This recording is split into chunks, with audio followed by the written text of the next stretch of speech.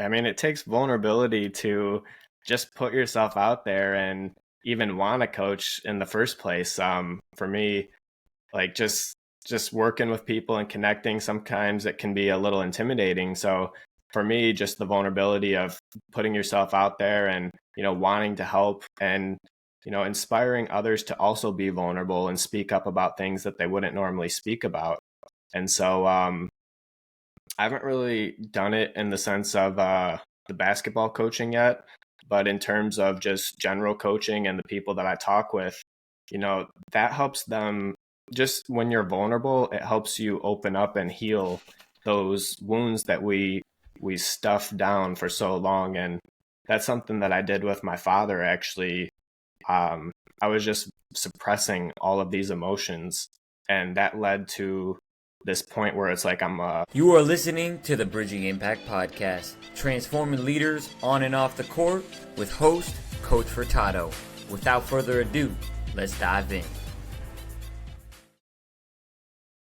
Hello, everyone, and welcome back to another episode of the Bridging Impact Podcast.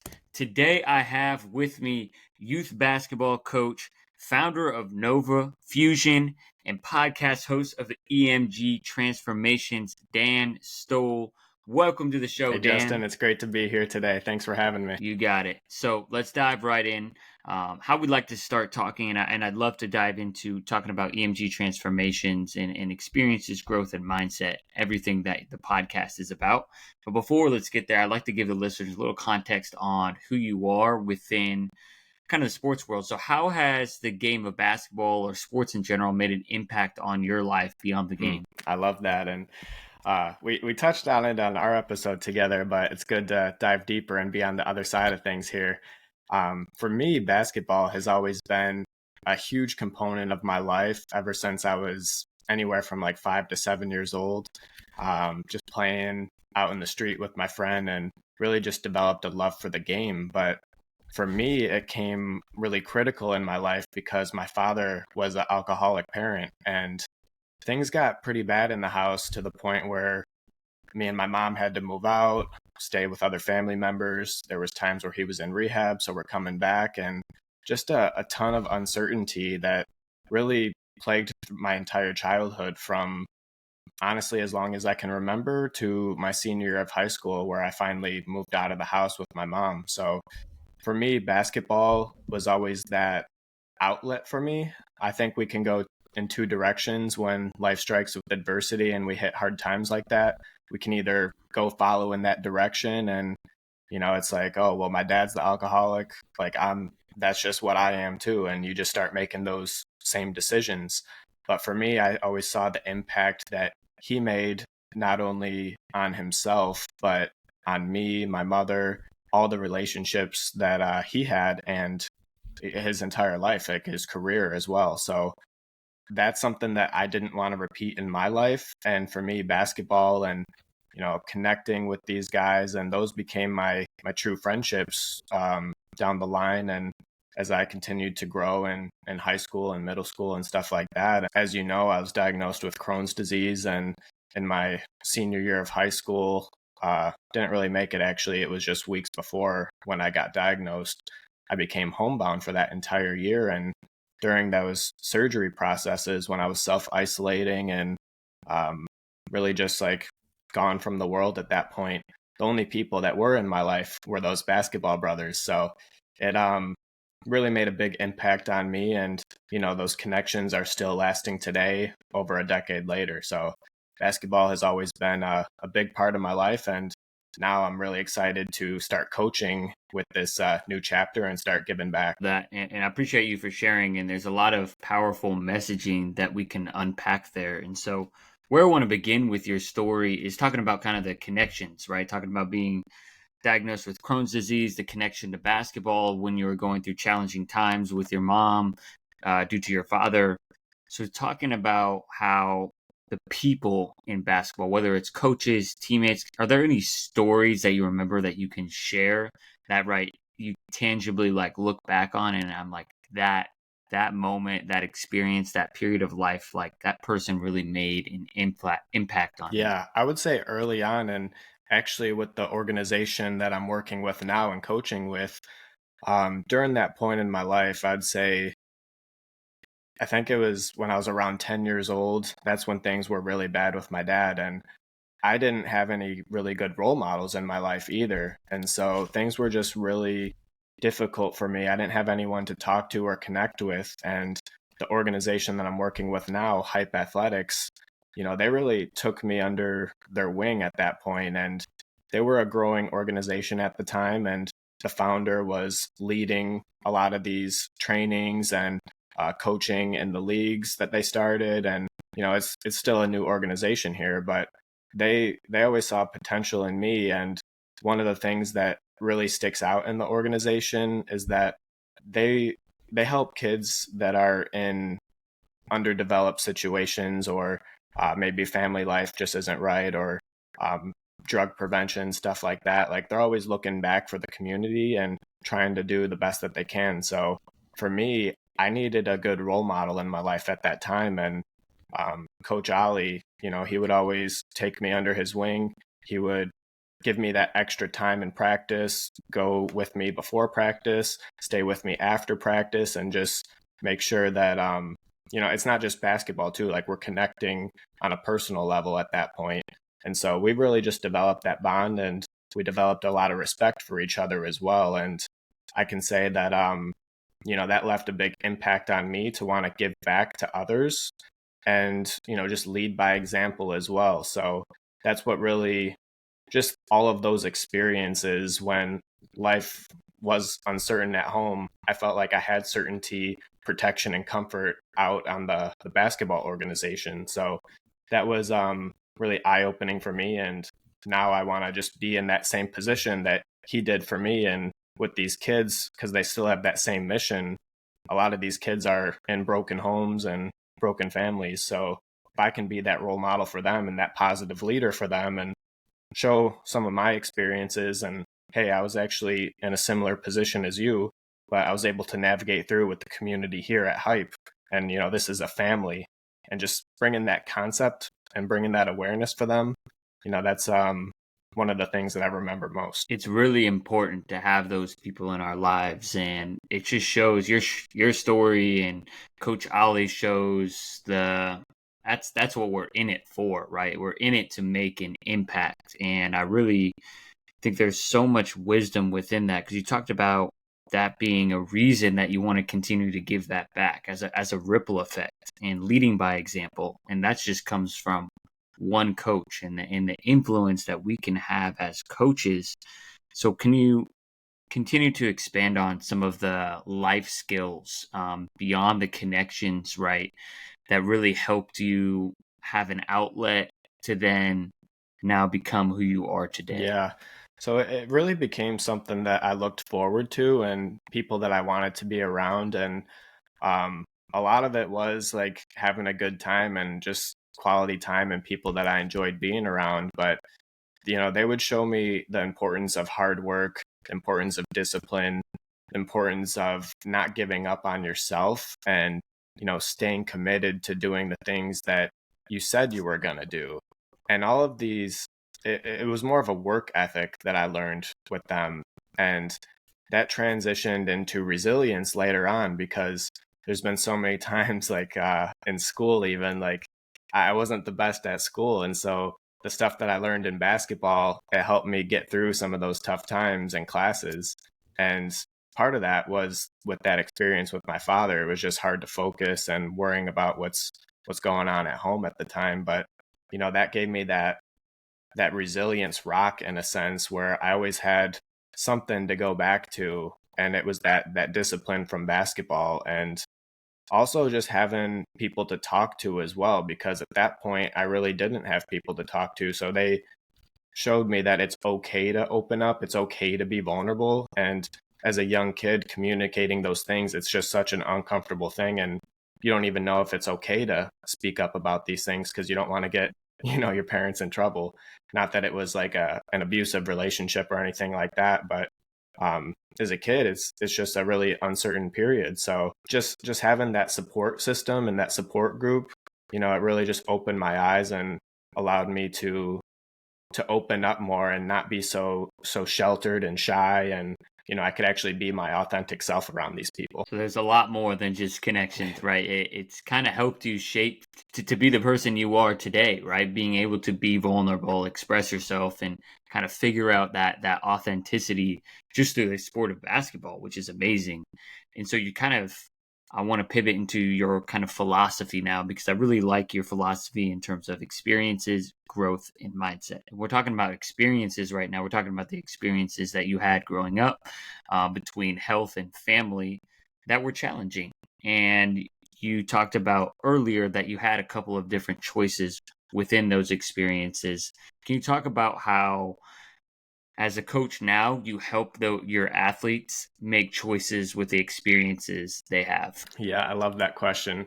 Um, everything we do is an experience. And I talk about how within every experience, there's a learning opportunity to grow and become better. And so that's where that mindset shift happens. And in sports, it's actually quite interesting because we're constantly making mistakes and we're constantly failing. And so we have just constant reps of experiences that we can learn from if we choose to. And so many times we go through the same experience over and over, but we don't learn from that experience. And then we wonder why things aren't changing. And it's because we're not changing. And so if I can help my athletes, help myself even sometimes, just take a step back and refocus on the things that I can control, because what's in the past is in the past. We can't change that. We can't change the call. We can't, make that missed shot go in. What's in the past is done. And we just got to focus on what's right now, lock into that present moment, and take that first step forward. And that first step forward might be a little hard, and you might not even know where that next step is going to go, but you have to take that first step, and then the path will start to unveil itself. And so that's where things become interesting, because you start navigating through and you start learning through those experiences, and your mindset starts to shift, and you grow as a person. And similar to what I said, it's like that self-awareness. You start discovering more of your strengths, your weaknesses, what you're good at, and you can just open up the door for opportunities there. But it starts with that awareness and taking a step back and not always reacting to situations, but intentionally responding and being calculated. Being calculated. So I think that's really important, because you talked about choose, right? We have this opportunity to choose how we view an experience. And I think that's a very, very powerful way of framing it, because I feel like a lot of times we just accept. And so can you kind of continue to expand on the difference between accepting an experience and choosing to then utilize your mindset, right? Like you talked about the present moment, you talked about how we can take things one step at a time. So it actually starts the moment we wake up. And this is actually an idea that I learned in high school. I think I was in 10th or 11th grade, and it was this life skills class that I was just taking because, it's an elective, and I thought it'd be an easy A and, just have fun with some friends. But my teacher, she was older, and she actually had cancer. And, she just brought this deeper joy of life, because she was on that way down with her life. And she was just, like the sunshine to the whole entire school. Like everyone loved Miss Clark. And one of the things that really resonated with me is that when you wake up, you can choose to have a good or bad day. And to that point in my life, I was always just reacting and going with what happened to me throughout the day, and then that would determine if my day was good or bad. So that started to filter throughout the years, or just not filter, but just continue to grow on me throughout the years. And I really made it a point that with my illness and everything that I've gone through, I've gotten this sense of perspective and urgency on life at large, knowing that any day can change like that, and your entire life can just flip upside down. So I truly know that stuff like that can happen. And when you think about choosing how you want to live your day and not waiting for events to happen, it's like, why wouldn't you choose to have an amazing day every single day? And that comes with that choice. It's not to say that life is going to throw you curveballs and things are going to happen, but it's how you respond to those things. Are you going to stay in the negativity, or are you going to be like, okay, sit with it for a second? This happened, but am I going to let this impede my entire day? Can I learn something from this? It's all about the questions that you ask yourself, because I was asking the questions like, why me? Why did this happen?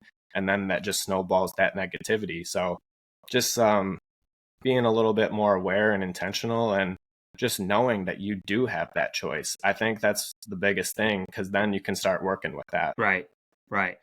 And I feel like it's sometimes, especially when you're just starting on the journey, it can feel right like that tunnel or whatever you're trying to work for is so far away. And then you bring up very important points like one step at Yeah. a time.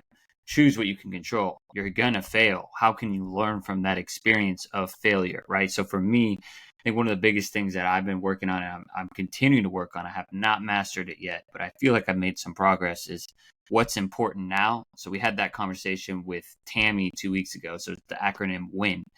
And for me, like, I love what I get to do. I love, building BTG basketball. I love the Bridging Impact podcast. And I love, kind of that work experience. It's just something that gets me going. And at the same time, one of the things I struggle with is in my personal life, how do I, separate it, right? When I have thoughts about work, how do I just let them come and go, right? And actually be present and enjoy living life. And whether it's going out with my fiance or hanging out with my friends, how can I be in that present moment? That's still something I'm still working on, but I've improved over time. I've learned how to, I'm not someone that meditates. I'm someone I have to go on a walk, but I do the same thing where I'm like listening. I'm just like trying to let my thoughts come and go. I'm recentering, like the same thing that meditation does. And I journal, right? I do things that work for me. And that's taken me like 5 or 6 years just to learn, right? So can you talk about how your journey, right, all those experiences is now leading you to being a podcaster, being a creator and a coach, and wanting to continue to grow? Yeah, that's so good. And we're so similar too, because I try to meditate, but I'm like you, like I gotta just go out and Yeah, walk. And for me, it's just right. focusing on my breath and tuning into all of those sounds and the nature, and just feeling like I'm one with everything. I feel like that's really important just for my mental and emotional health, honestly, just taking time to do that, and separating myself from, the clutter of life.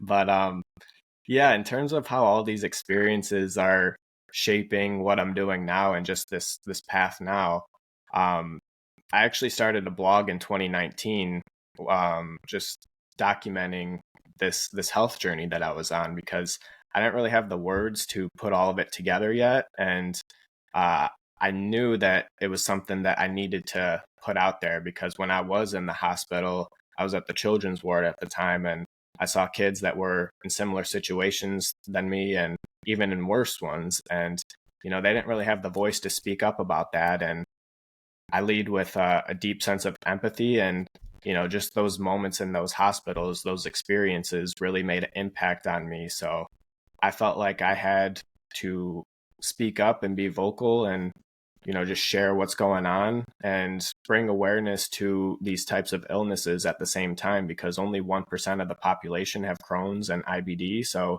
it's it's something we don't like to talk about either. It's a dirty illness. So um turning the pain into purpose, that was really the main focus for me. And that's why I decided to share some of the most vulnerable moments in my life in that blog. And it was originally for helping people in similar situations, but the more I started sharing, the more I realized how we all are battling adversity, and there's always some type of battle going on behind closed doors in all of our lives.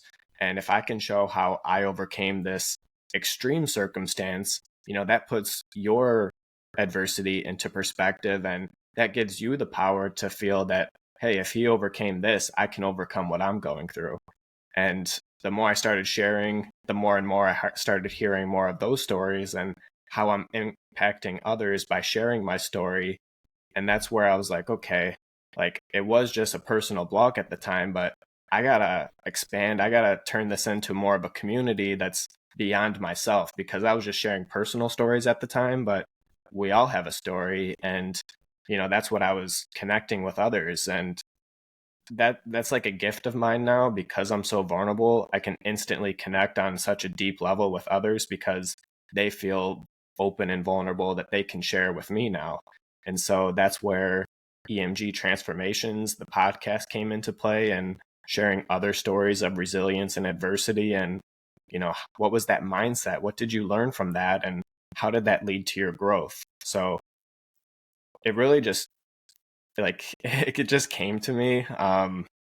It's something that I was just thrown into, and now it feels like a life calling. But, I wouldn't want it any other way. I view it as something that I was blessed with, because a lot of people, it's these types of situations are hard to get through, and I was able to get through it. And now it's like I have this voice so I can help impact others. And I wouldn't have the voice if I didn't go through all those experiences. Right.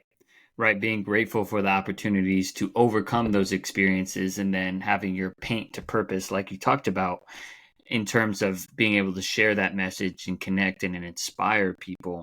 And you talked about a vulnerability, and I want to kind of bring it into kind of a coaching lens and perspective.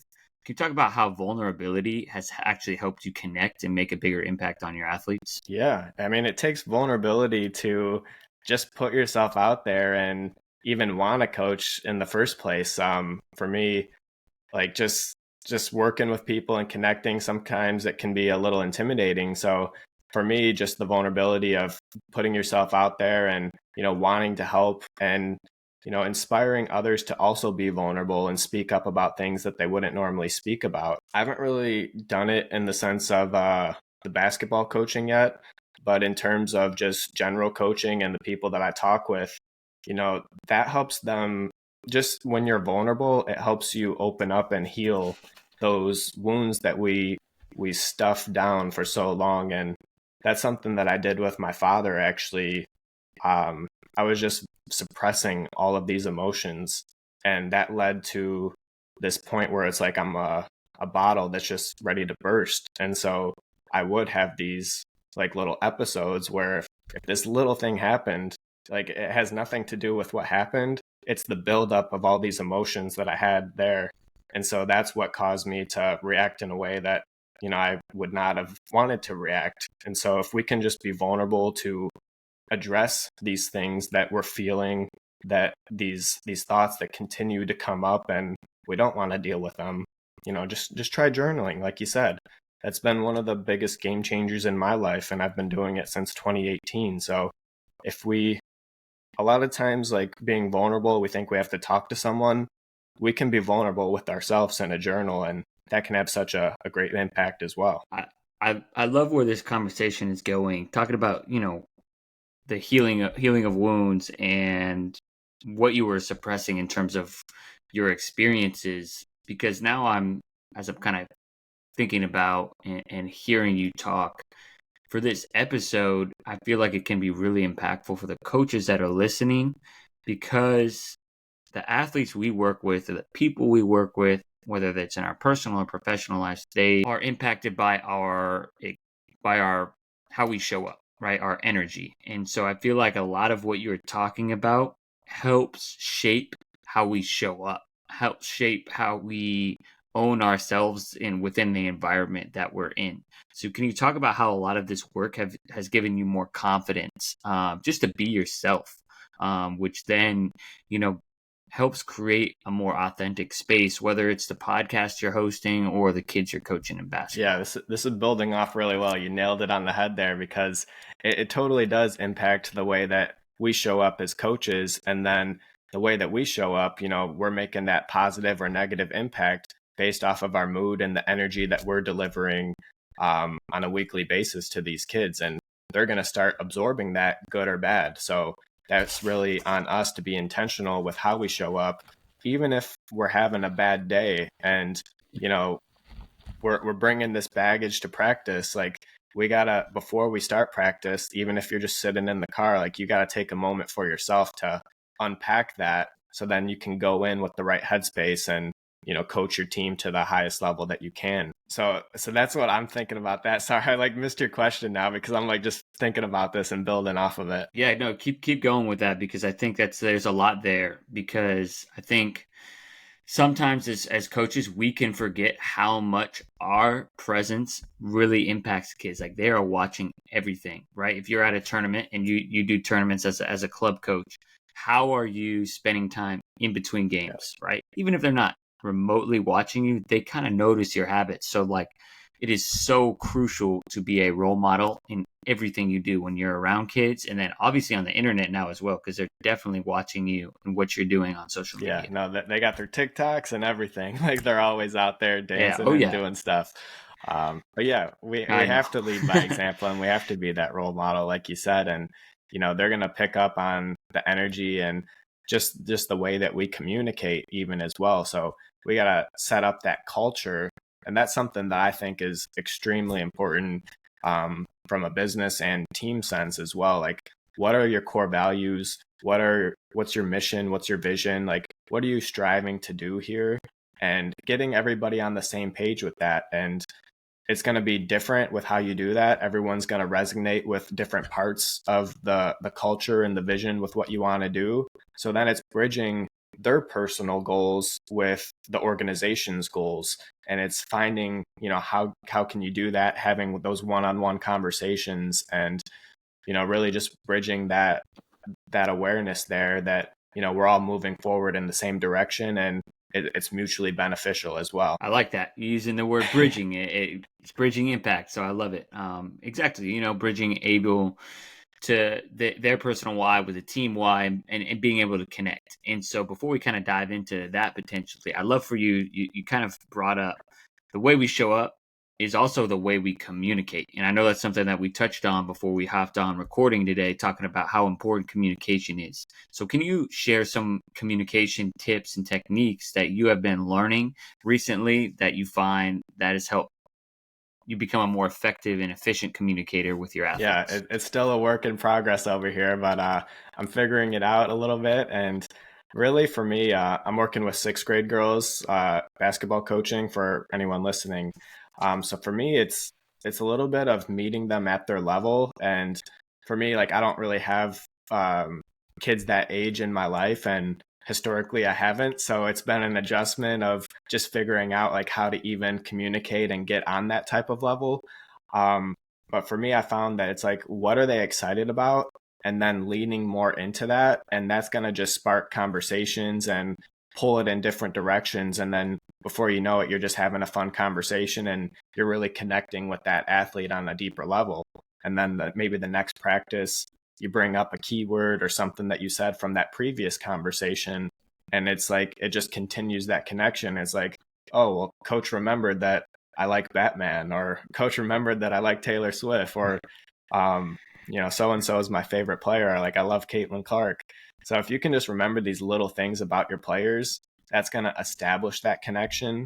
And then another thing that I've just found to be helpful is establishing competition as well. And that's really been it's less of the communication piece, but just more setting up that environment that helps them be their best. And they're feeding off of each other at that point, and they're communicating with each other. And that's just something that I've found that helps them do that communication on their own, rather than us trying to constantly stimulate it ourselves. It's like, okay, how can we set up the environment that they communicate, they learn on their own, and they grow and evolve together? No, that makes a ton of sense. So, kind of talking about before, I want to go back to your first point, and like, what do they get excited about? Especially because I think for those that are listening that maybe you're coaching middle school, but even for myself who coaches high school athletes, I think it's imperative for us to know what is important to them outside of basketball or said sport if you're a different sport coach. Just because that is like, you're coaching a human being. You're not coaching a robot basketball player. And so that's been one of the biggest things for me, especially this year, is like, maybe I'll spend 5-10 minutes of practice or my training getting to know athlete, right? So I'll use an example. Yesterday, I have an athlete who I've been working with for over a year, and he's a sixth grader now. So that's a big transition, right? And you have sixth grade girls, so you just have some of them are going into and they're starting their middle school journey. So I was just like checking in. I'm like, hey man, how was middle school? Because I knew middle school had started last week. And he's just like, good. Like I met some new basketball friends, and they're pretty good actually. And I was like, okay, so what's the most challenging part of it? It's like, well, none of my friends from my elementary school are in my classes, right? So just it didn't seem like there was too much going on, right? But just making sure that we check in with them, even if it's a couple minutes before practice, because we're coaching those humans.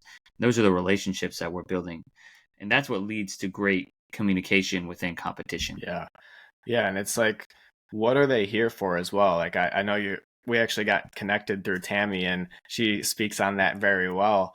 And putting yourself in their shoes, like when you were a kid, like if you were playing sports, why were you there? Like, you got to remember that. It's like, we're not all trying to go to the NBA or WNBA or whatever sport that is. Uh, Very small selection do make it there. So, is it there because they want to have fun and they love the sport? And it's not so much about winning, but you want to teach these principles and these life lessons that lead to the winning, because I think that's what's more important. It's not the winning itself, it's what you do that makes you win. And winning is just a byproduct of doing the right things over time and being consistent with that over time. So I think connecting to that why, connecting to why they're there. I asked one of them, like, why are you here? It's because I wanted to be on the AAU team. It's like, okay, like, you're on the team, you're here, you're leading the team, you're actually a leader. And that was one of the conversations we're actually having with her is um, she's a leader on the team, but sometimes she can be very stubborn and just not going with the flow of things, and very opposite to what you say. There's a couple of them like that. And so it's just figuring out, okay, where's this resistance coming from? Like, you wanted to be on the team. We're here on the team. We're trying to do the activities that the team does. Like, where's the pushback here? Like, what do you want to do? And, meeting them halfway. It's like, we can't always do what they want to do, but, we may have plans as well, and we can adapt those plans and meet them halfway. And so I think that's what's going to also gain respect with the kids as well, is that they know that you care about them, you have their best interest, and you want to make it a fun and exciting practice. You're not just trying to drill them and have them become NBA players. Like, let's make it fun and exciting here. I feel like there's two very important points you brought up in that. Giving them an experience that goes beyond the game, right? Something fun. They're going to love physical activity. They're going to love being a part of a team, right? Whether it's team sports or a group project, and engagement, right? And I feel like that this is where there's the biggest graft between or there's the biggest divide, right? I can only really speak between the basketball trainer world, between traditional coaching and where this generation and more effective coaching. It has to be engaging. Like just what you're talking about. Now we cannot give them candy and let them play 5-on-5 without any rules, any instruction, any coaching. That would be a disservice. That's what recreation basketball is for, and playground and recess. But they also don't want to just run lines and do layup lines. They don't. Right. So we have to find different ways to be in the middle, and that's a podcast for another day. I'm starting to talk a lot more about that. I know we've had this conversation offline as well, but I think it's really important that you bring up that. Let's just give them a fun experience when they're in sixth grade. Who cares if they end up playing? I mean, not who cares, but if they end up playing varsity basketball, that's awesome. That's cherry on top. That's great. But this year, this experience, that's what's most important right now. Yeah, and that's the thing. It's like we can give them the tools, we can help set them up for that direction, but it's ultimately their lives. Like, and that's something I see parents doing a lot as well, is trying to live their life through their kid and kind of rewrite some of the things that they wish they would have done. And we're all different people. We all have unique experiences and places and dreams that we want to do. And basketball just might be a fun activity. And your dream when you get to high school might change and you might do something else. But if we can give you the best sixth grade experience while you're here at that time, that's what we're here to do. And we would love to continue coaching with you further, but if you make that decision to move on and do different things, we're also here to support you on that end as well. So at least that's what I'm thinking as a coach, and I want to help people from the human perspective as well. And I think that's that's the most important thing, is translating those life lessons for them to be successful off the court as well. Yes, translating those life lessons. Yes, yes, yes. So it's just, there's no other way. That's what the purpose of youth sports is, right? That is 100% what it is. So as we kind of enter the last couple of minutes of our podcast, before I have you kind of share where people can find you, I really want you to kind of give you an opportunity to talk about some things you've been thinking about in terms of mental performance, because I know that's where you want to go, and that's your vision. So when it comes to mental performance, what are some things you've been kind of thinking about and seeing with your athletes that you feel like could really help those athletes specifically? Because I'm sure for the coaches and parents that are listening, it will also affect their athletes as well. Yeah. So one of the things that I'm working with the athlete in particular is a lot of times when she shoots the ball, like she's still new to basketball, but there's clearly potential there. It's always like a surprised reaction when it goes in, and like she's never expecting to do good things on the court. So reshaping that perspective to know that, hey, like you're great, like that positive reinforcement. I think it's really important because a lot of times kids are it's they're attaching their self-worth to their outcomes, and that's something that adults we continue to do. And if we can break that cycle early on, they're going to start being more confident, and when they're more confident, they're going to start performing on a much higher level.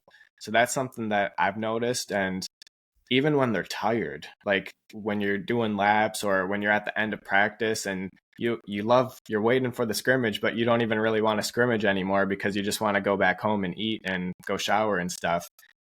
That's where that self-talk comes into play. And I'm working on ways to just get more of a process on that and how I can implement that a little bit better, because that's something that I just naturally found. I just started doing that as a kid. Like when we're doing suicides and sprints and we're in that conditioning part of the preseason, I just look down, I find my line, and I just take it chunk by chunk. So that's something that I like to do. Or even if it's like a minute thing, like, okay, 20 minutes, we got 60 minutes left to practice, focus on the next 20 minutes. Okay, I'm present during this 20 minutes. We're a third of the way there. Okay, let's do the next 20 minutes.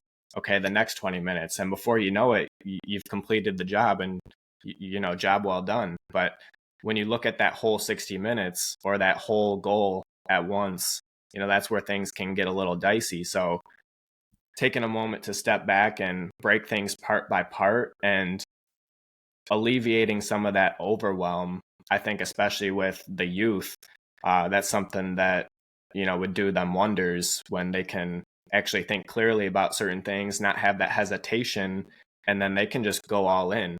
That's where things, we've noticed, we've played some bigger girls, and, they go out there and they're playing afraid. And the performance, it's clearly we're not leveling up to the level that we could be. So switching that mindset to go from the start and switching that self-talk, that's something that I'm really working on implementing with my athletes a lot more. I love that. I think there's a couple of things, real quick, in terms of, so it's talking about step by step is, I feel like, really, really important. I think one thing when I was running during COVID, I would be like, just one pull at a time. Like I did not like running, but like just like the next pull, right? Okay, then get to the next pull. So then that's just easy way to break it out. And I know that helped me run a little bit further versus 2 miles. No way I'm getting there, right? Or whatever the end goal is. So I really like that idea. And the last question I want to ask you is, you bring up a really important point that I see 100% with my athletes, is talking about athletes attaching their self-worth to outcomes, and just wrapping their entire identity into, I'm a basketball player, I'm a softball player, I'm a volleyball player, whatever it is. And then when they fail, right, I am a failure. That's kind of, to put it in a nutshell, what happens. What do you do as a coach to help create a space where where you give them that, hey, I still believe in you no matter what the outcome is? Yeah, so I try to pick apart, whatever that experience is that's going on. So if trying to think of an example here, like if you were to like lose the game and it was a close game or something like that, what were the reasons why? It's not that you just lost the game, and that's something that we can sit on for a minute and we can feel that, but then go back and refocus on the things that were within our control. I really like the stoicism exercise of creating a T chart, and half of the list is things that you can control. The other half of the list is things you can't control. So if we were to do that, we would have a list of like the ref, the time management, the missed shots, the other players. There's so many things that we can't control. But if we were to control maybe our patience on the inbounding, or reversing the ball one more time, or just doing these little things, those are the things that would lead up to the win. So then it's just reverse engineering. Like, okay, there's certain things that were within our control that we didn't necessarily do. We've practiced it. We know we can do it, but this one time we didn't do it. And just because we didn't execute that one time doesn't mean that we're a failure.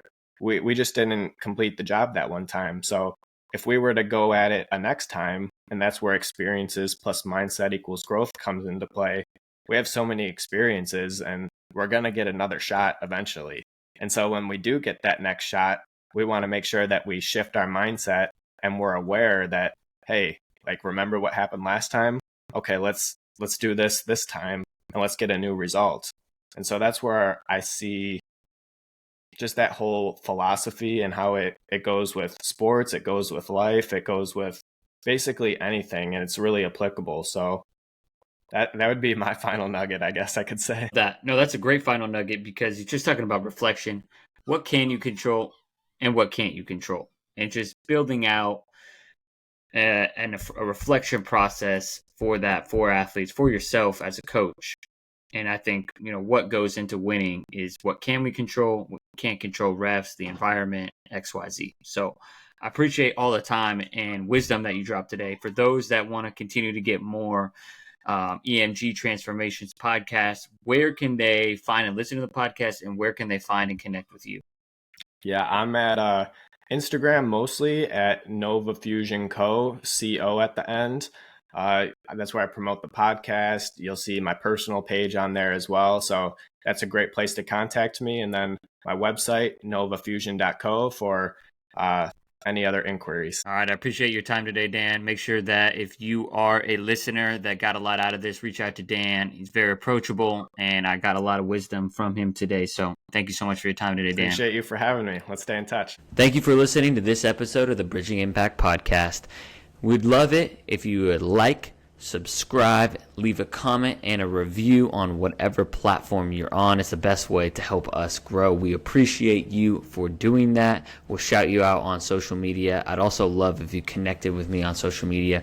Let me know your thoughts. And this is why I do it. I want to share knowledge and wisdom from experienced leaders to people like yourself and myself, so we can have this dialogue and move forward, make an impact on the world. So stay tuned, stay subscribed. Cheers.